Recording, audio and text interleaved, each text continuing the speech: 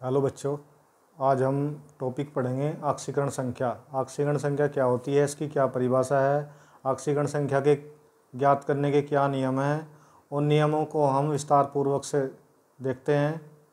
जैसे हमारा टॉपिक है ऑक्सीकरण संख्या यानी ऑक्सीडेशन नंबर।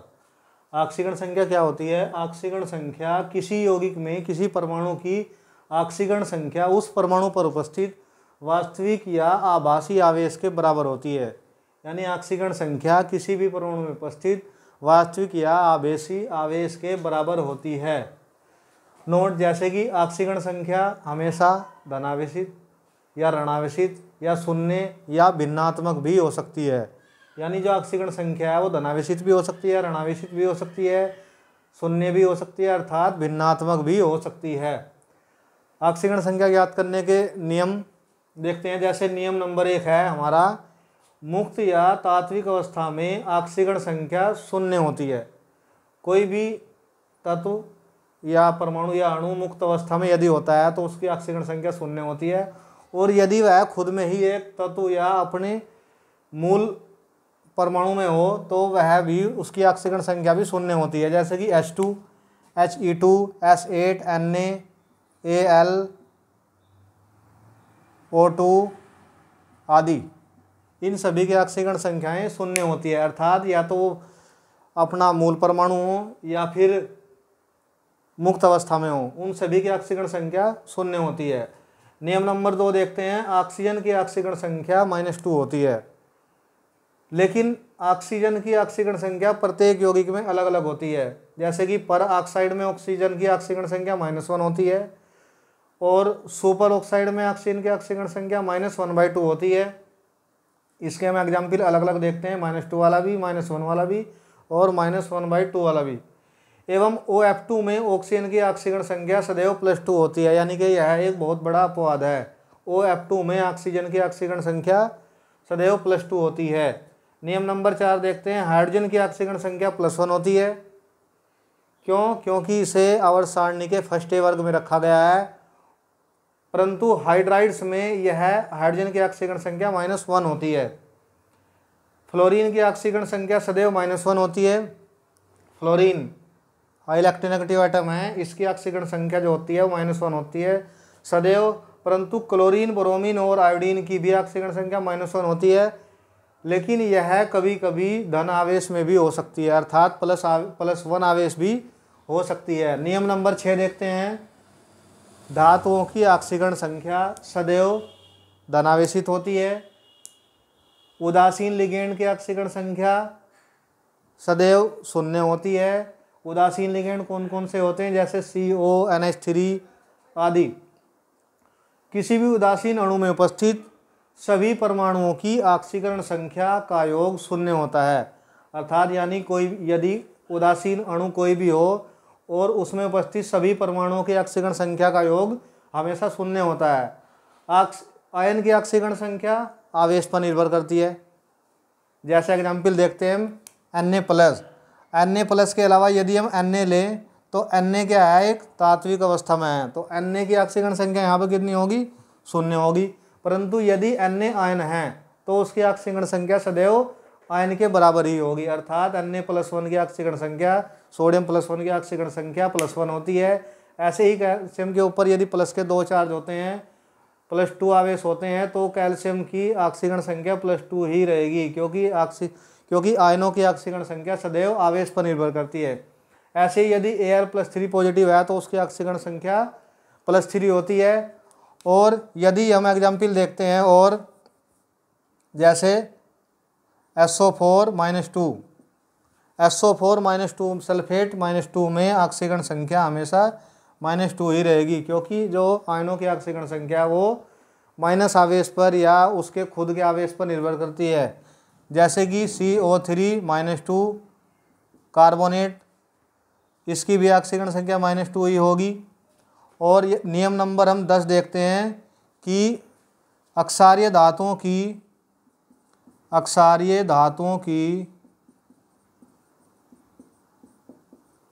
ऑक्सीकरण संख्या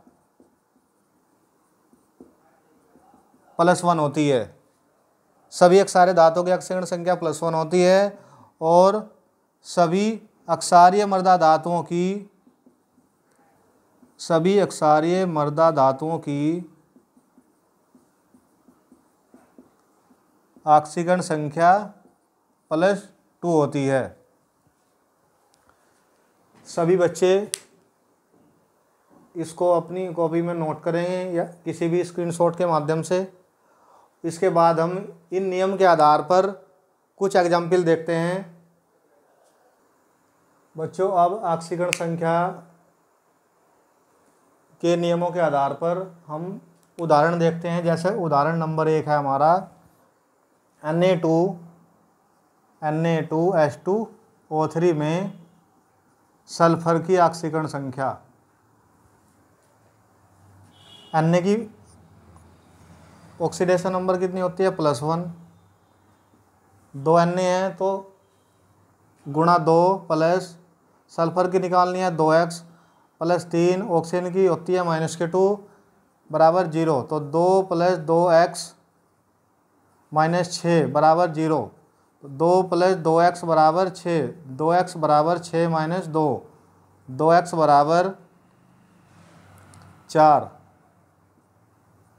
और x बराबर +2। तो Na2H2O3 में सल्फर की ऑक्सीकरण संख्या +2 होती है। एग्जाम्पल नंबर 2 देखते हैं। एग्जाम्पल नंबर 2 है Cr2O7-2 में Cr यानी क्रोमियम की ऑक्सीकरण संख्या। क्रोमियम की निकालनी है तो इसको हम 2x मान लेते हैं +7 और ऑक्सीजन की ऑक्सीडेशन नंबर होती है -2 बराबर, इसके ऊपर 2 आवेश लगे हुए हैं तो उन्हें हम बराबर से इधर लिखते हैं -2। तो 2x बराबर 2x - 14 बराबर -2। 2x बराबर 14 - 2 तो 2x बराबर 12 और x बराबर +6। एग्जाम्पल नंबर 3 देखते हैं। एग्जाम्पल नंबर 3 है Na2S4O6। Na2S4O6 में सल्फर की ऑक्सीकरण संख्या। सबसे पहले हम इसकी लोई बिंदु सूत्र बनाते हैं। NaOS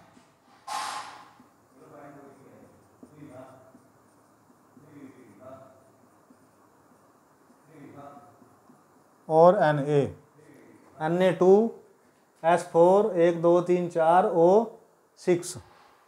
अब प्रत्येक में हम ऑक्सीडेशन नंबर देखते हैं। जैसे Na की +1 होगी, यहाँ पे O की -1, यहाँ पे O की -2, यहाँ भी -2, यहाँ भी -2, यहाँ भी -2, यहाँ -1 +1 -1 Na की ओर से -1 इधर से तो कितनी हो जाएगी ये हो जाएगी हमारी -2। ऐसे ही -1 इधर से -1 इधर से तो -2 और दोनों जो सल्फर है बीच में इनकी होगी 0। इनकी दोनों की होगी हमारी 0, यानी सल्फर की ऑक्सीडेशन नंबर हमें निकालनी है तो Na की होती है +1 गुणा 2 प्लस 2s की तो हमारी कितनी है? 2s की हमारी ऑक्सीडेशन नंबर है 0। तो 2 सल्फर की है हमारी 0 और 2 इनकी हमें निकालनी है तो 2 + 2x प्लस ऑक्सीजन की कितनी है? सभी ऑक्सीजन की यहाँ पर -2 ऑक्सीडेशन नंबर है तो 6 - 2 बराबर 0। 2 + 0 + 2x -12 बराबर 0। 2 + 2x बराबर 12। 2x बराबर 12 - 2। 2x बराबर 10 और x बराबर हमारी आई है +5। उसके बाद हम एग्जाम्पल देखते हैं। नेक्स्ट एग्जाम्पल है हमारा CrO5। चौथा एग्जाम्पल है हमारा CrO5 में Cr की ऑक्सीडेशन नंबर। ये बहुत ही मोस्ट इम्पोर्टेंट कंपाउंड है CrO5। CrO5 तो इस बार हमारे 4 O परोक्साइड के रूप में है और नियम में हमने पढ़ा था कि पराक्साइड में ऑक्सीजन की ऑक्सीकरण संख्या सदैव -1 होती है। तो 4 O की तो -1 होगी और 1 O की -2, यानी इसकी -2 -1 -1 -1 तो CR की हमें निकालनी है। CrO5 में CR की निकालनी है तो CrX प्लस 1 गुणा -2 और प्लस 4 गुणा -1 बराबर 0। 4 O की कितनी है वैलेंसी यहाँ पर -1 और 1 O की -2 है तो X -2 और -4 बराबर 0। तो X -6 बराबर 0। तो X बराबर हो जाएगी हमारी +6। उसके बाद हम नेक्स्ट एग्जाम्पल देखते हैं, एग्जाम्पल नंबर 5। एग्जाम्पल नंबर 5 देखते हैं H2SO5 में सल्फर के ऑक्सीडेशन नंबर। H2SO5 1 2 3 4 5 तो 2 O हमारे पराक्साइड के रूप में है, इसलिए इनकी वैलेंसी हमेशा यहाँ पर -1 होती है। तो H की कितनी होती है +1 गुणा 2 प्लस X प्लस देखो 2 O की हमारी वैलेंसी है -1 प्लस 3 की है -2 और बराबर 0। 2 प्लस X -2 -6 बराबर 0। 2 प्लस X -8 बराबर 0।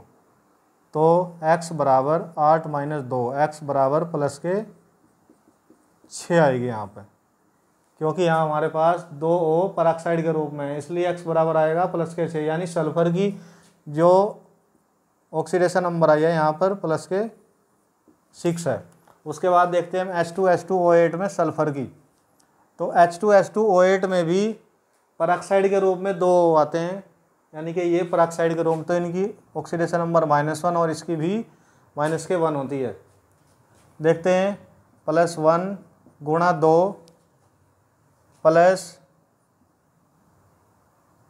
2X प्लस 2 की हमारी हो गई -1 और 1 2 3 4 5 6 O की हमारी हो गई -2 बराबर 0। तो 2 प्लस 2X -2 -6 दूनी 12 बराबर 0। तो 2 प्लस 2X -12 और 2 14 बराबर 0। तो 2X बराबर 14 -2 2X बराबर 12। तो X बराबर हमारी आई है ऑक्सीडेशन नंबर +6। तो यहाँ भी सल्फर की +6 ऑक्सीडेशन नंबर आई है। उसके बाद हम नेक्स्ट एग्जाम्पल देखते हैं OF2। OF2 में ऑक्सीजन की ऑक्सीडेशन नंबर O को मान लेते हैं हम X, फ्लोरीन की होती है -1 बराबर 0। तो X -2 बराबर 0 और X बराबर +2। यानी OF2 में ऑक्सीजन की ऑक्सीडेशन नंबर हमेशा +2 होती है। नेक्स्ट एग्जाम्पल हम देखते हैं सल्फ्यूरिक एसिड H2SO4 में सल्फर की ऑक्सीडेशन नंबर। H की होती है +1 गुणा 2 प्लस X, सल्फर की X निकालते हैं, जिसकी निकालनी है उसको हम X मान के चलते हैं, +4 -2 बराबर 0। तो 2 प्लस X -8 बराबर 0। तो X बराबर 8 -2 X बराबर +6 ऑक्सीडेशन नंबर। तो बच्चों आज हमने टॉपिक पढ़ा है ऑक्सीकरण संख्या। ऑक्सीकरण संख्या ज्ञात करने के नियम पढ़े हैं, परिभाषाएं पढ़ी हैं और उन नियम के आधार पर हमने उनके एग्जाम्पल सभी उदाहरण भी किए हैं और सभी उदाहरण लगभग मोस्ट इम्पोर्टेंट उदाहरण हैं। Thank you so much.